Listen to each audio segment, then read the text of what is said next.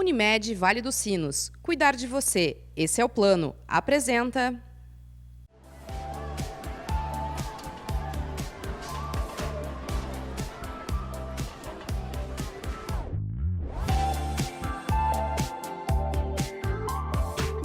Apoio. Audibel Aparelhos Auditivos. Sua vida com mais saúde, conforto e liberdade. Sinuscom. Diagnósticos de imagem precisos e confiáveis ao seu alcance. Estamos começando mais um programa Pergunte ao Doutor, aqui na nossa Vale TV, canais 6 e 14 da NET e nas plataformas digitais. No programa eu sempre trago convidados que engrandeçam as suas qualidades de informações e as coisas que eu trago aqui sempre eu considero muito úteis para você e para sua família.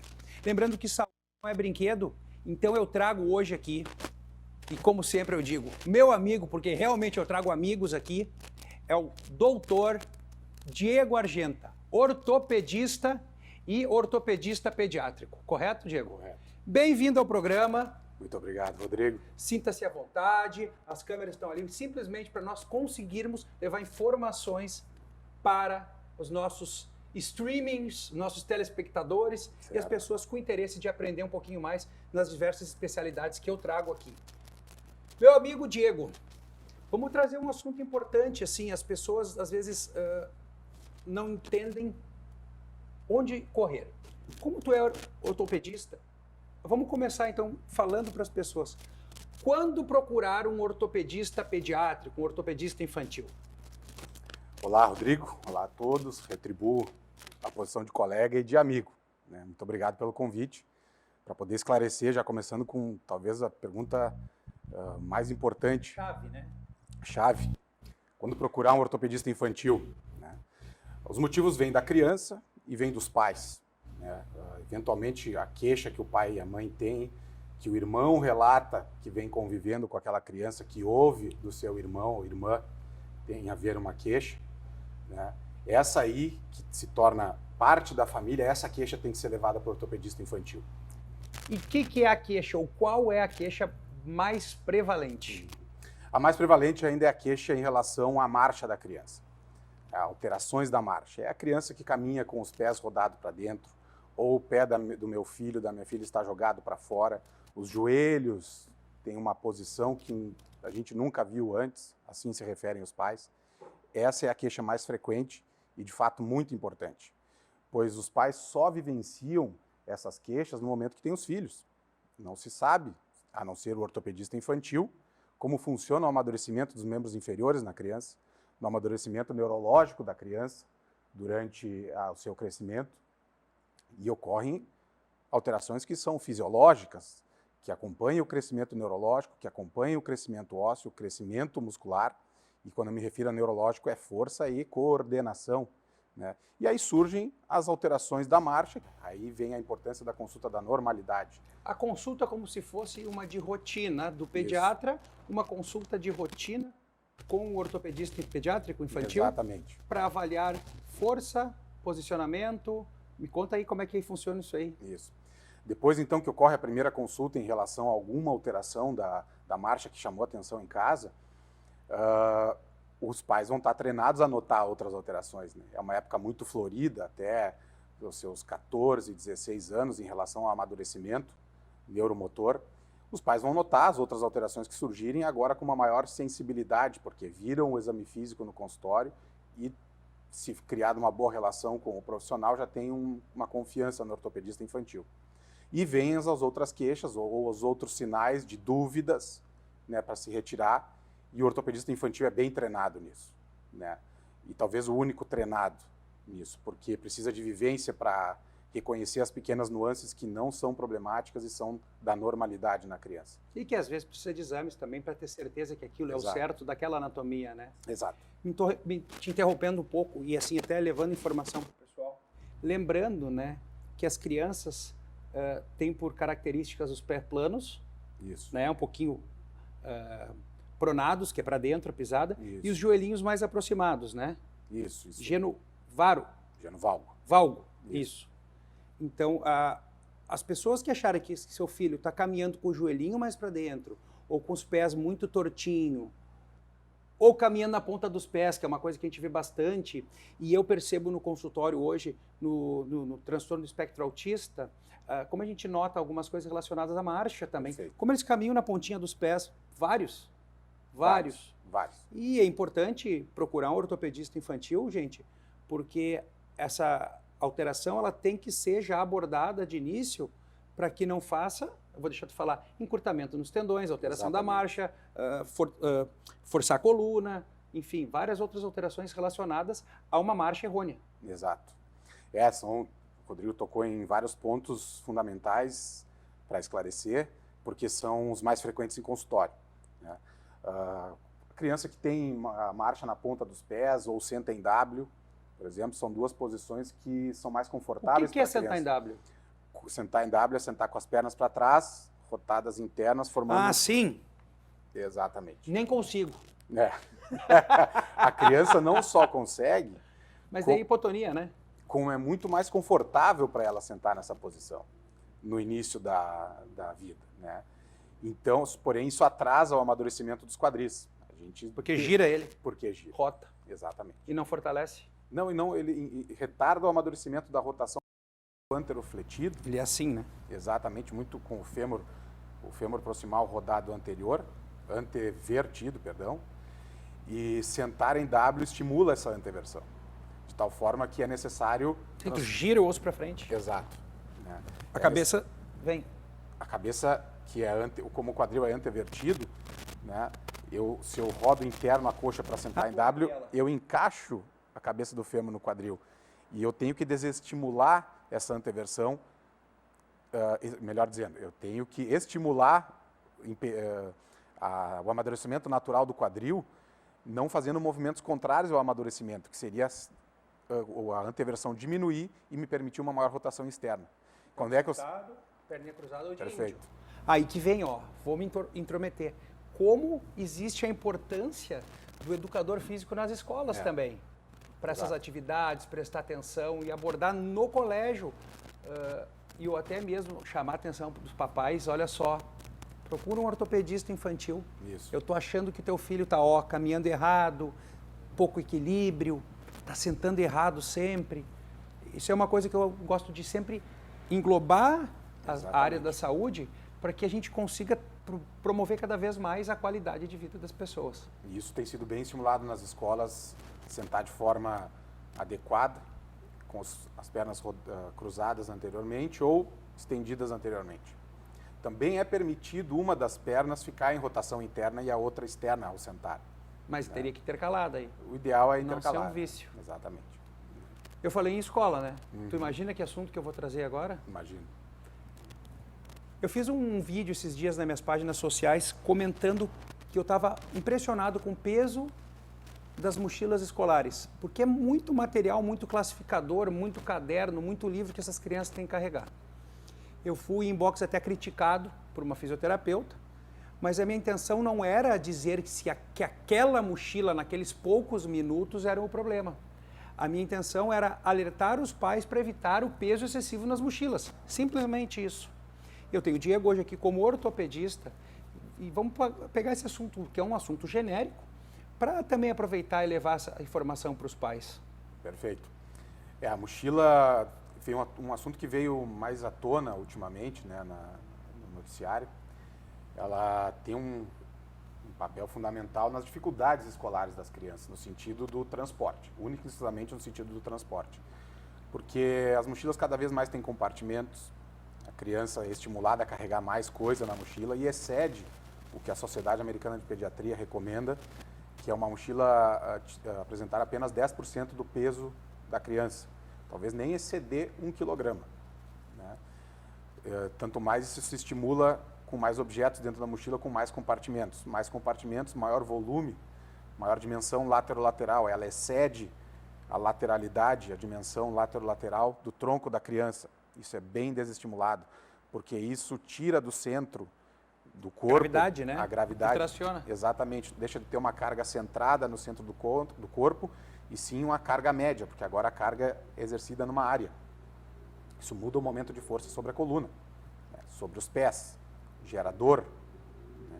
Esse é o grande sintoma na hora do transporte. Então, mochilas o mundo ideal seria uma mochila de até 1 quilo, com as 2 alças presas nos ombros, que não passe da lateralidade do tronco da criança e que também tenha cinta abdominal de uns 4 centímetros, criando uma área de contato forte junto ao tronco da criança. Ali ela não vai ter problemas para carregar.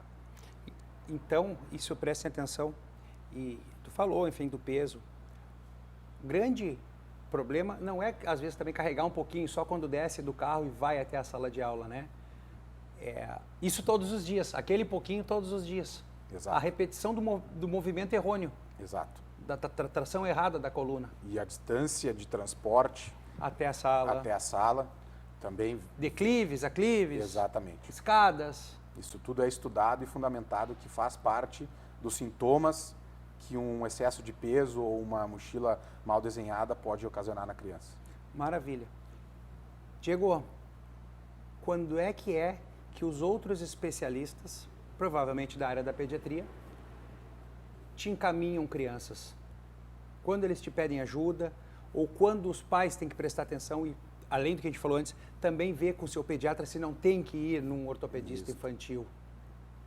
A queixa da alteração da marcha também chama a atenção do pediatra que pede a avaliação. Existem algumas fases em relação do desenvolvimento da criança que o pediatra pede avaliação, né? No recém-nascido é a alteração do quadril, né? O estalo, o ressalto, melhor dizendo, do quadril, falando a favor de uma luxação do quadril. É a criança que tem uma alteração dos pés rodados para dentro já ao nascer, o pé torto congênito, né? Ou uma criança que já se está suspeitando de alguma alteração neurológica, se pede uma avaliação do ortopedista infantil, se não tem repercussão muscular, óssea, malformação óssea ou alguma repercussão no encurvamento ósseo, né? E assim a gente vai trabalhando em equipe. As lesões agudas do canal de parto, do trabalho de parto? Tem a fratura da clavícula, né? Uma fratura... Lesão nervosa também, lesão né? Do nervosa, plexo braquial. Exatamente, que requer um acompanhamento, nesse caso, com o pediatra, com o ortopedista infantil e com o cirurgião de partes neurológicas, né? Isso inclui o cirurgião de mão, o neurocirurgião. Isso para fazer a ligação de prováveis tendões e nervos rompidos? Tem uma fase que ainda é possível fazer a reconstrução neurológica e observar se há reconstrução da função nervosa. Do contrário, se tenta a transposição de tendão para que outra cadeia muscular exerça a mesma função. Para estimular os músculos por vizinhança? Exatamente. Seria isso? Exatamente. No teu dia a dia, são mais alterações de marcha, alterações da coluna, pé torto ou fraturas? Fratura. Conta um pouco para nós, então, aí as coisas que os pais devem prestar atenção, porque eu, como otorrino, querendo promover saúde, os outros colegas me debocham. Porque se eu colocar um vídeo, olha só, vai andar de skate, usa cotoveleira e joelheira e capacete. E vai, vira piada daí. Mas tu é o especialista. Então nos conta aí as fraturas mais comuns que chegam para ti e os níveis de só faz tipóia, bota gesso, tala gessada, cirurgia. Certo. Fratura em criança tem a grande particularidade de o osso ainda não aparecer 100% no raio-x, né? Conforme mais velha, mais ele já calcificou e aparece, ainda assim com as áreas de crescimento, que são as físis de crescimento visíveis ao raio-x. Ela não visíveis porque o tecido não é radio-opaco. Ele é mais cartilaginoso naquela região. Ele é radiotransparente. Então o que não aparece... fica branco no raio-x, tá, gente? O raio-x ele não consegue ultrapassar o osso e queimar o filme que está lá no outro lado. Isso é o raio-x. Isso. Onde fica branco é que não conseguiu queimar o filme no outro lado. Então, onde aquela área fisária de crescimento que tem dor depois de um trauma... Vamos falar depois, sem trauma, sobre dor. Isso. Também. E essa área que sofreu trauma, ela tem que ser imobilizada. Pois a gente não consegue excluir uma lesão da área de crescimento. E o que está em jogo é o crescimento da criança, é o comprimento do membro, a dimensão anatômica geral do osso, né, e o acompanhamento da função muscular também. Então, todo trauma que dói em área de crescimento é imobilizado, né.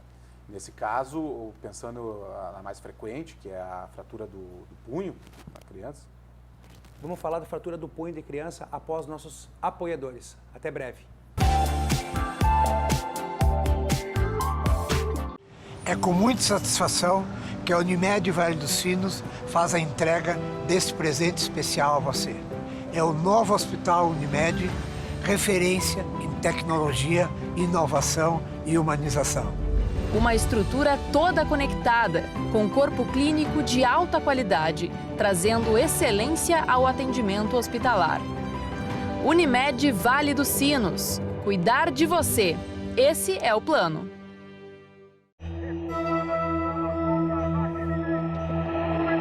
E se eles me chamarem de velho? E se eles acharem que eu sou incapaz? E se me olharem diferente? Não dê ouvidos ao preconceito. Usar aparelhos auditivos é cuidar da sua saúde. É cuidar de você. Audibel, ouvir bem é viver bem. A Sinoscom, pioneira em diagnóstico por imagem em Novo Hamburgo, está de volta. Com um espaço amplo, equipamentos modernos e processos organizados, a Sinoscom acredita que o cuidado com a saúde deve ser acessível a todos e, por isso, trabalha com dedicação, integridade e qualidade. Conheça a Sinoscom em Novo Hamburgo. Você vai se surpreender.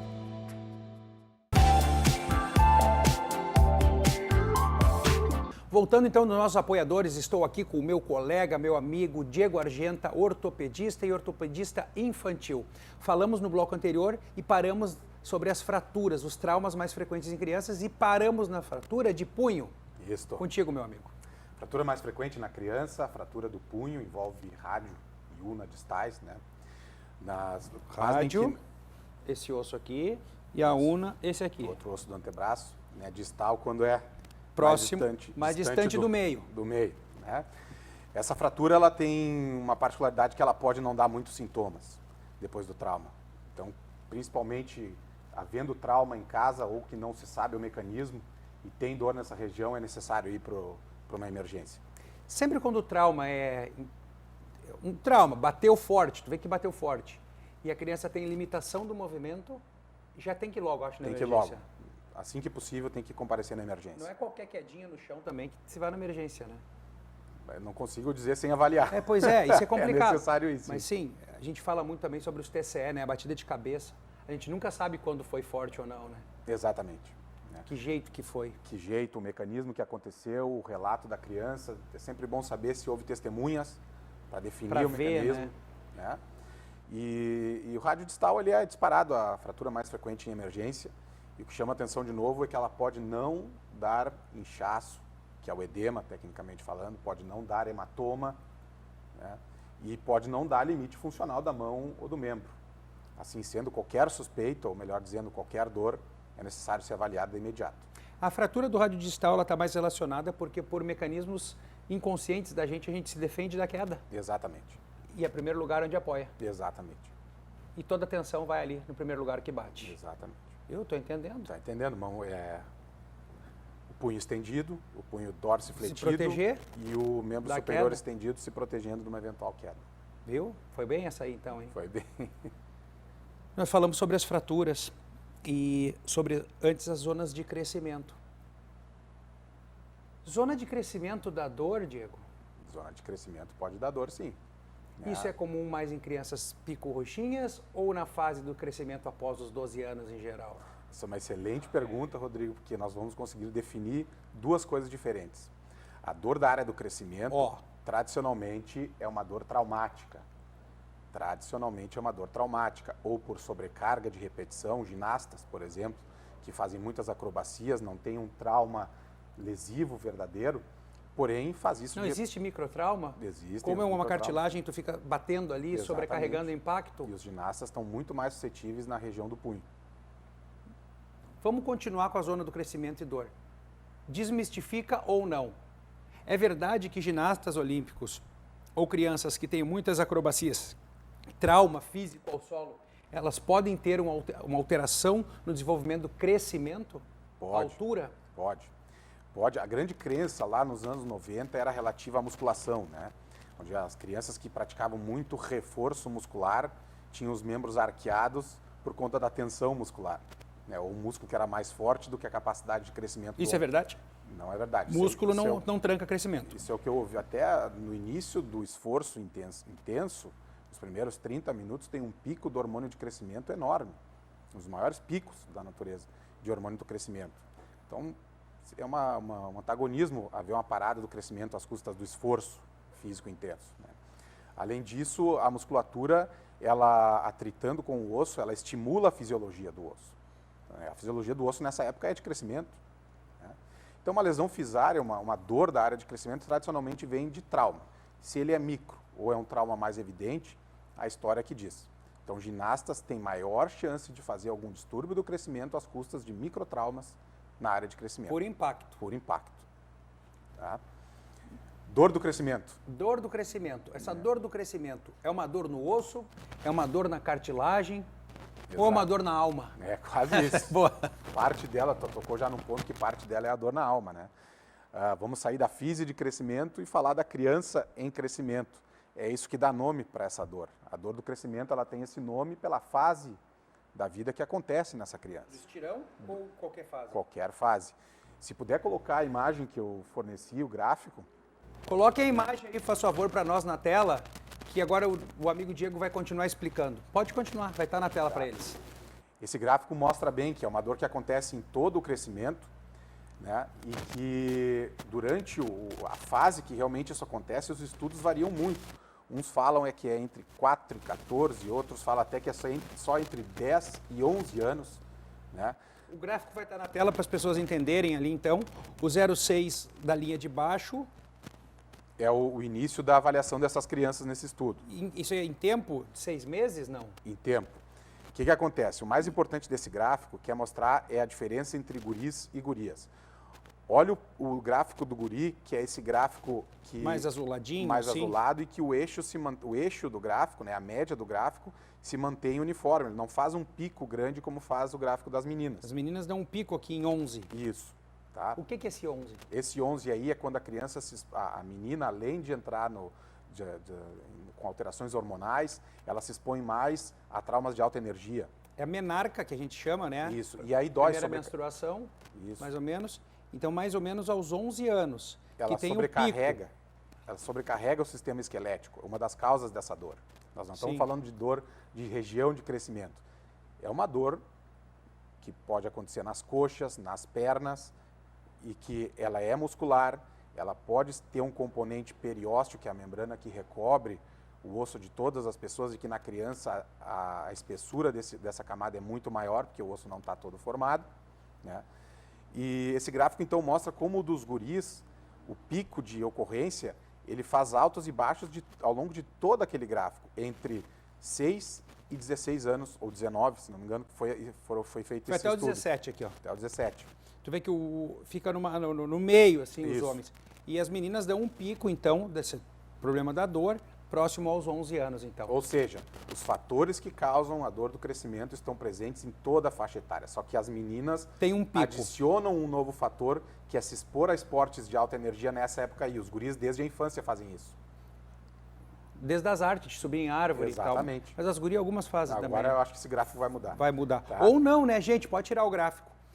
Falando em esporte ou não, tu no teu consultório tens notado essa mudança do viver geral, desse mundo tecnológico em que as crianças, que eu já falei aqui com fisioterapeutas, já falei com educador físico, têm percebido que eles estão tendo menos noção espacial, estão tendo uma marcha mais, sei lá, flácida ou errônea, menos tônus muscular, pela história do só aqui nos eletrônicos. Exato. Ou aqui nos joguinho de videogame. Exatamente.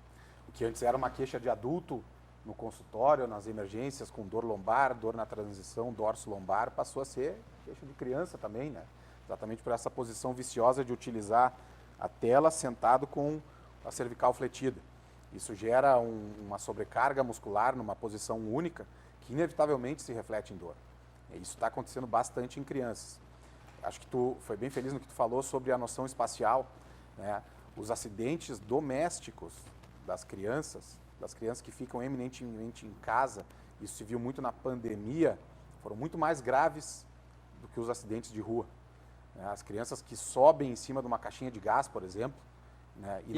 E pulam lá de cima, né? Num chão que não é gramado ao redor, não absorve impacto ou não tem um outro galho mais baixo para eu pular antes de descer, se acidentaram gravemente. Peguei diversas fraturas dessas em plantões que eram bem preocupantes para aquela idade, que felizmente não houve repercussão Mas maior. será porque na hora que os passarinhos estavam presos dentro da gaiola e a hora que abriu a gaiola saiu bem louco e se quebrava? Isso foi durante a pandemia. Ah, eles Foi durante. Tá, mas durante a pandemia, só não entendi isso. Eles se machucaram mais porque ficaram dentro de casa e fizeram arte mais grave? Eu acho que Ou quando saíam, queriam extravasar energia e se esborrachavam? foram acidentes domésticos. Domésticos, dentro de casa? Dentro de casa. Então, como hoje já tem uma parcela de crianças que segue mais tempo no computador ou nas telas dentro de casa, ainda seguem tendo esses acidentes que têm fratura, que não, algumas têm repercussões graves. Mas por que será? Então, dentro de casa, por distração? Por distração, e eu acho que tu tocou num ponto importante, que é a falta de treino na coordenação espacial. A criança se expõe menos às dificuldades que Atividades físicas, né? Exato. Para ter noção dos movimentos do corpo, ou noção espacial mesmo. Exato. É difícil explicar isso, né, noção espacial. Noção espacial acho que tem a ver também com a minha área, né? Porque o equilíbrio está relacionado a isso, né? O nosso equilíbrio está relacionado diretamente com os olhos também e com nossos membros para saber, eu estou pisando, eu estou mais peso para esse lado, menos peso para esse lado, estou virando para cá, não estou virando para cá. Tem como o otorrino faz parte também da tua área? É possível. É. Sim, A noção espacial faz parte, né? Isso. Por que então essas crianças que se fraturam, ou elas devem escolher um ortopedista infantil para avaliá-las ou operá-las do que um ortopedista generalista? No cenário do trauma agudo, né, o generalista, nós somos treinados desde a residência em ortopedia e traumatologia em tratar qualquer fratura que chegue num pronto atendimento. Né? A vantagem que o ortopedista infantil traz, não só no atendimento direto à criança, no pós-operatório, caso um colega solicite o segmento, ou do tratamento direto, ou mesmo assim, discussão de caso com um colega generalista, ou que não seja da área da ortopedia infantil, é que o ortopedista infantil é bastante treinado em notar retardo do crescimento ou sequelas de crescimento pós-trauma e tratamento dessas fraturas, que pode acontecer. E essas fraturas ou esses atrasos do crescimento, existe uma relação com afinco ao endocrinologista pediátrico ou cada um trata por si suas patologias? Não, o endocrinologista pediátrico é outra especialidade que tem uma interface com a ortopedia infantil para acompanhamento e resolução de crescimento. Deformidades que causam angulação, deformidades que causam alteração da rotação óssea, melhor dizendo, alterações endócrinas que causem má angulação ou má rotação óssea, o ortopedista infantil consegue determinar o momento que possa intervir com gesso ou com cirurgia. E a fisioterapia entra junto, forte aí, né? A fisioterapia é sempre um braço direito nessa hora. Não adianta só consertar, senão saber fazer funcionar, né? Exato. Muito bem. Meu amigo, a gente falou bastante coisa importante para as pessoas, falamos de traumas, falamos de dor do crescimento. Se tu pudesse, como pai, deixar um alerta para o pessoal aí de casa ou do trabalho, onde estiverem nos assistindo, o que tu consegue tirar assim de... Eu tenho uma gota para deixar para vocês que eu acredito que seja mais importante da minha especialidade. Qual seria? A gota que eu deixo é que qualquer dúvida é sempre uma dúvida importante e precisa ser conversada com o ortopedista infantil. Não é para guardar a dúvida, só observar, não é para julgar que é uma dúvida pequena, que não merece atenção. Merece sim, alguns motivos a gente relatou aqui, e precisa ser sanada para ter um desenvolvimento com a criança no par, no meio familiar, não no par, no meio familiar entre pais, irmãos e a criança que está em questão, com todas as dúvidas sanadas e não ter medos do que esteja acontecendo. Vocês de escolas, hein? Meus amigos professores, fiquem atentos para pedir ajuda para os médicos ou para os pais para que dê o segmento, né? Exatamente. Tu falaste de fratura, de dor, a gente falou sobre trauma. Como é que fica a tua relação com os neuropediatras? Viu? Eu estou fazendo a relação das coisas que eu sei que estão sempre Sim. afinco, porque a gente falou de fratura, mas a gente não falou das doenças neuromusculares, né? Essa é bastante importante. O neuropediatra é um profissional, um colega que a gente está em íntima relação diariamente. Haja visto que é necessário ter a discussão sobre cada um dos casos, né? A gente não tem que conseguir uma equação, uma receita de bolo para determinar um tratamento para uma criança que tenha meningomielocele ou tenha paralisia cerebral. É fundamental discutir com colegas o que eles acham. Olha, eu não identifiquei esse sinal no consultório, que a criança se agitou, eu prefiro discutir com o neuropediatra, ver se ela teve a oportunidade de avaliar aquele sinal.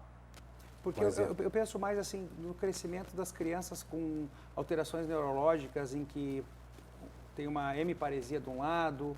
Esse fato de não trabalhar direito um lado vai dar uma atrofia muscular e essa atrofia muscular não vai repercutir também no crescimento daquele lado? Exatamente, ali entra o ortopedista pediátrico para estimular o trofismo muscular, avaliar a diferença de função motora da articulação, do movimento articular e a diferença de tamanho dos membros, para definir qual é a intervenção necessária, que às vezes a mínima intervenção já repercute positivamente para muito tempo depois, né? Isso é uma coisa que talvez fuja da ortopedia infantil, mas tem-se cada ano ouvido falar mais do alongamento ósseo.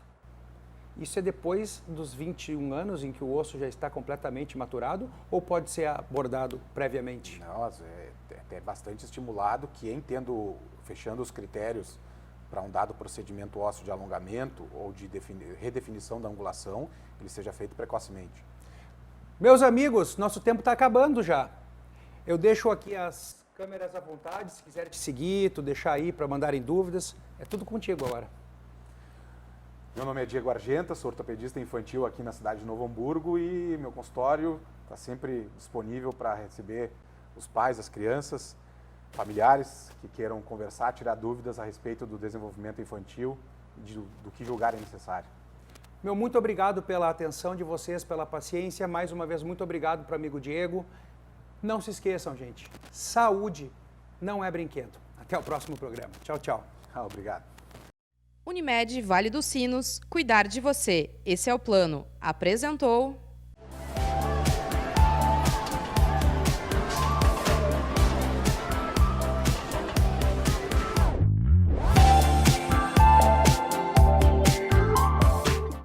Apoio. Audibel Aparelhos Auditivos. Sua vida com mais saúde, conforto e liberdade.